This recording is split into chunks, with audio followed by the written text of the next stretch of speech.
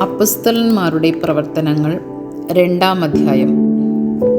പരിശുദ്ധാത്മാവിൻ്റെ ആഗമനം.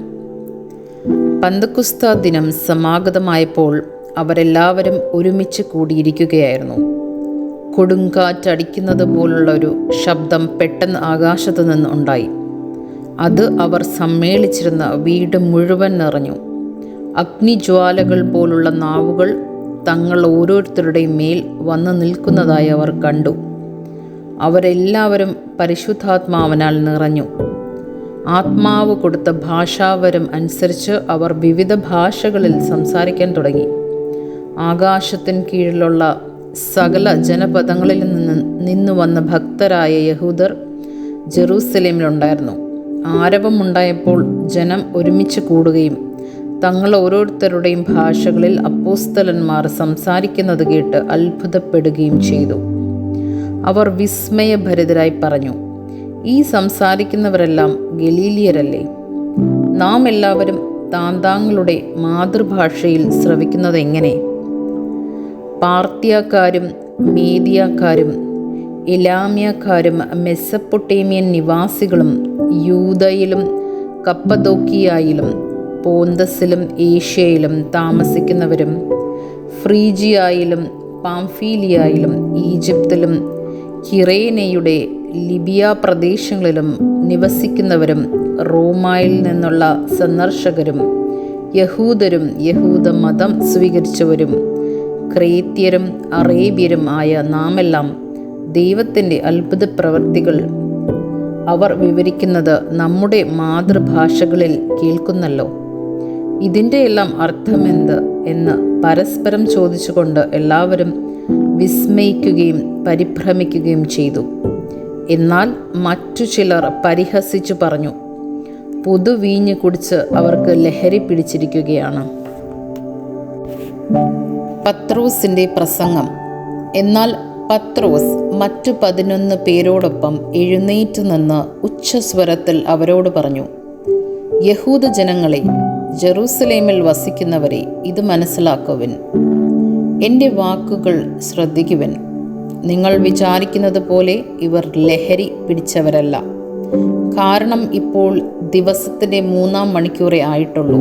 മറിച്ച് ജോയേൽ പ്രവാചകൻ പറഞ്ഞതാണിത്. ദൈവം അരുൾ ചെയ്യുന്നു, അവസാന ദിവസങ്ങളിൽ എല്ലാ മനുഷ്യരുടെയും മേൽ എൻ്റെ ആത്മാവിനെ ഞാൻ വർഷിക്കും. നിങ്ങളുടെ പുത്രന്മാരും പുത്രിമാരും പ്രവചിക്കും. നിങ്ങളുടെ യുവാക്കൾക്ക് ദർശനങ്ങളുണ്ടാകും. നിങ്ങളുടെ വൃദ്ധന്മാർ സ്വപ്നങ്ങൾ കാണും. എൻ്റെ ദാസന്മാരുടെയും ദാസിയുടെയും മേൽ ഞാൻ എൻ്റെ ആത്മാവിനെ വർഷിക്കും. അവർ പ്രവചിക്കുകയും ചെയ്യും. ആകാശത്തിൽ അത്ഭുതങ്ങളും ഭൂമിയിൽ അടയാളങ്ങളും ഞാൻ കാണിക്കും. രക്തവും അഗ്നിയും ധൂമപടലവും. കർത്താവിൻ്റെ മഹനീയവും പ്രകാശപൂർണമായ ദിനം വരുന്നതിന് മുൻപ് സൂര്യൻ അന്ധകാരമായും ചന്ദ്രൻ രക്തമായും മാറും. കർത്താവിൻ്റെ നാമം വിളിച്ചപേക്ഷിക്കുന്നവർ രക്ഷ പ്രാപിക്കും.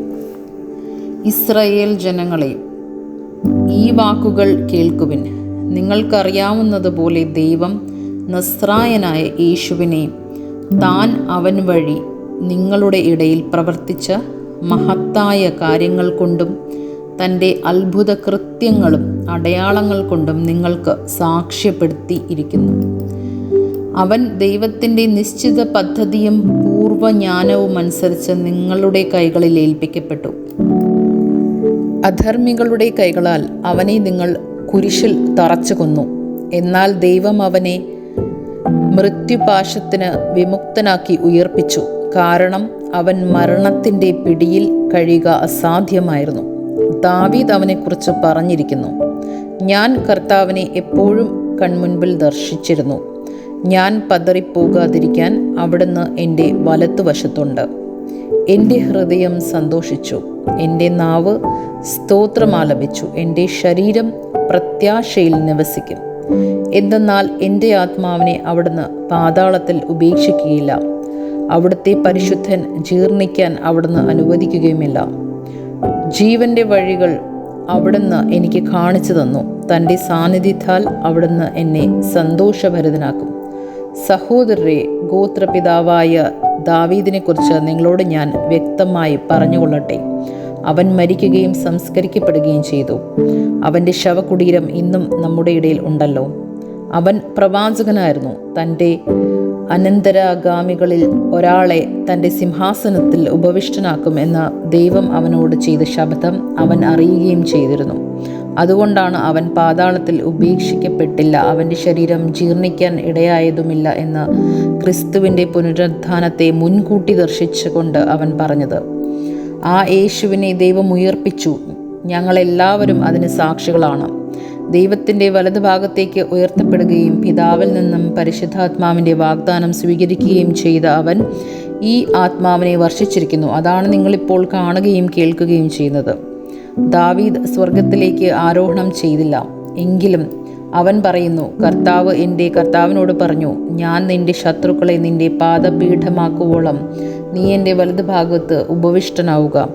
അതിനാൽ നിങ്ങൾ കുരിശിൽ തറച്ച യേശുവിനെ ദൈവം കർത്താവും ക്രിസ്തുവുമാക്കി ഉയർത്തി എന്ന് ഇസ്രായേൽ ജനം മുഴുവൻ വ്യക്തമായി അറിയട്ടെ.